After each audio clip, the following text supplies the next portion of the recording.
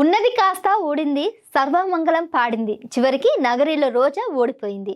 ముచ్చటగా మూడోసారి గెలిచి హ్యాట్రిక్ కొట్టాలనుకున్న రోజా కలగానే మిగిలిపోయింది.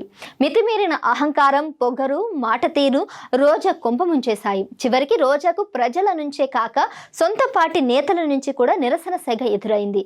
రోజా వద్దు, కూటమి అభ్యర్థి ముద్దు అంటూ నియోజకవర్గంలోని మెజార్టీ వైసీపీ నేతలు ప్రచారం చేశారు. రోజాకు ఓటమి ఎదురు కావడానికి ఆమె స్వయంకృత అపరాధమే పెద్ద కారణం. గత 5 ఏళ్ల కాలంలో రోజా నియోజకవర్గంలో అభివృద్ధి చేయకపోగా తన సోదరులు, భర్త సహకారంతో అవినీతికి బ్రాండ్ అంబాసిడర్ మారిపోయింది. రోజా అవినీతిపై ఏకంగా సొంత పార్టీ నేతలే బాహాటకంగా విమర్శలు చేశారు.